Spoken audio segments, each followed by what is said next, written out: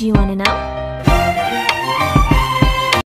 Assalamualaikum warahmatullahi wabarakatuh. Selamat datang di channel Bang Ilmu. Kesempatan kali ini Bang Ilmu akan membahas soal SKB untuk perawat terampil CPNS tahun 2020. Semoga kita semua diberi kesehatan dan dijauhkan dari berbagai penyakit. Amin ya robbal alamin. Kita lanjut soal pertama. Anda adalah seorang perawat komunitas di suatu klinik home care, melakukan screening kejadian AIDS. Hasil screening menunjukkan satu remaja positif. Apakah tindakan yang tepat Anda lakukan? A. Meminta klien ditemani anggota keluarga sebelum menjelaskan hasil tesnya. B. Menyarankan klien untuk melakukan screening lanjutan seperti Western blot. C. Memanggil anggota keluarga klien untuk memberitahukan hasil tes klien. D. Mengkaji riwayat klien fokus pada perilaku beresiko tinggi. E. Merujuk klien ke dokter untuk menjelaskan hasil tesnya. Dari option A, B, C, D, dan E, jawaban yang tepat adalah D. Kita lihat pembahasannya. Mengkaji riwayat klien fokus pada perilaku beresiko tinggi. Tindakan screening masih mengkaji secara umum, bukan secara personal, karena pada saat hasil screening ditemukan, tindakan selanjutnya adalah mengkaji riwayat klien terkait HIV, termasuk adanya perilaku beresiko. Nah, saat resiko sudah diketahui, barulah penyampaian pada keluarga dan klien yang ada pada option A, C, dan E. Sedangkan option B, sepertinya harus ada tindakan kolaborasi dengan dokter.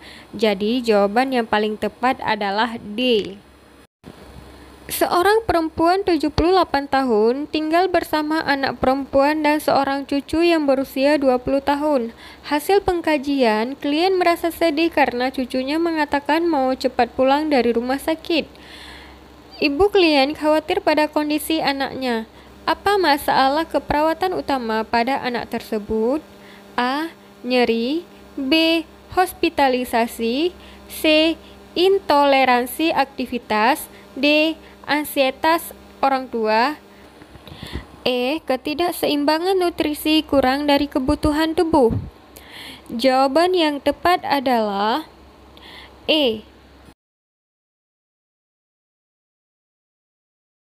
Pembahasannya, data objektif, anak lemah hanya berbaring di tempat tidur, tidak menghabiskan porsi makanan. Data subjektifnya, anak mengatakan nyeri perut, tidak nafsu makan, dan mual.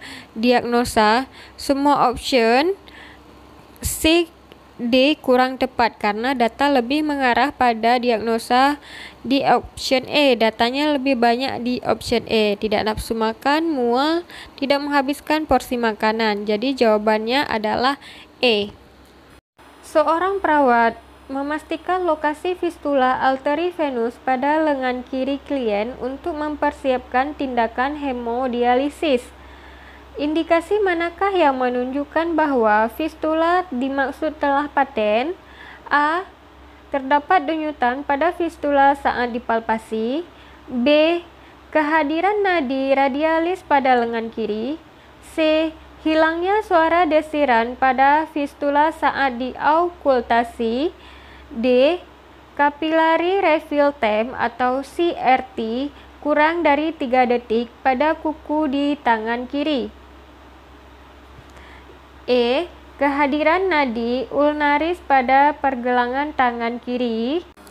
Dari option A, B, C, D, dan E, jawaban yang tepat adalah A.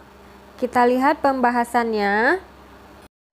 Rasional, seorang perawat memastikan fistula dengan mempalpasi untuk adanya denyutan atau suara desiran saat aukultasi. Kehadiran denyutan atau suara desiran mengindikasikan kepatenan fistula meski nadi radialis pada pergelangan tangan kiri dan CRT kurang dari 3 detik pada jari tangan kiri adalah kondisi normal yang diharapkan. Kedua hal tersebut tidak memastikan kepatenan dari fistula. Nah, strategi mengerjakan soal, hilangkan pilihan B D dan E terlebih dahulu karena ketiganya mirip dan serupa. Dan untuk mengukur kecukupan sirkulasi pada area distal ekstremitas, bukan memastikan fistula.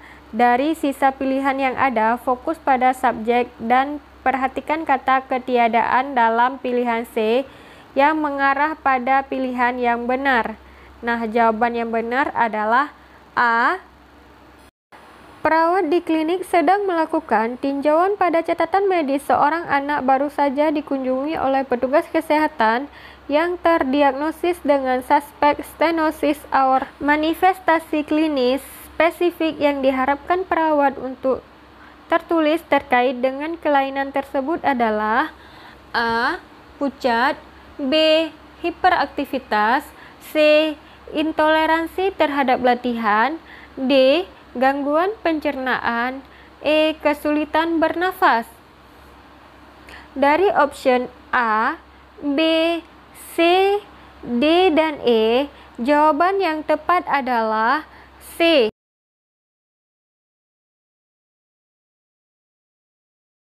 Rasional. Stenosis adalah penyempitan atau struktur dari katup aorta menyebabkan hambatan aliran darah ke vertikal kiri, menurun cardiac output, hipertrofi vertikal kiri, dan tahanan vaskular paru. Anak dengan stenosis aorta menunjukkan tanda-tanda intoleransi terhadap latihan, nyeri dada, dan pusing pada saat berdiri dalam jangka waktu yang lama. Pucat mungkin ada, namun tidak spesifik untuk kelainan ini saja.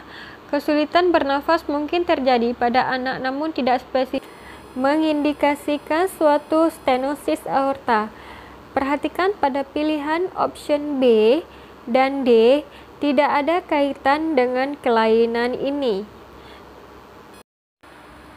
Strategi mengerjakan soal fokus kepada subjek karakteristik dari stenosis aorta. Pilihan B dan D dapat diabaikan terlebih dahulu karena pilihan tersebut tidak terkait dengan kelainan yang dimaksud. Dari pilihan yang tersisa, perhatikan kata spesifik pada soal akan mengarahkan Anda pada jawaban yang benar. Sedikit review, stenosis aorta, kompetensi, asuhan dan manajemen asuhan keperawatan dominan, pengetahuan prosedur keilmuan anak, proses keperawatan, pengkajian upaya kesehatan kuratif, kebutuhan dasar oksigenasi sistem tubuh, jantung, pembuluh darah, dan sistem limfatik. Cukup di sini dulu untuk video kali ini. Semoga bermanfaat untuk teman-teman semua. Jangan lupa dukung channel Bank Ilmu dengan subscribe, like, dan komen. Terima kasih. Assalamualaikum warahmatullahi wabarakatuh.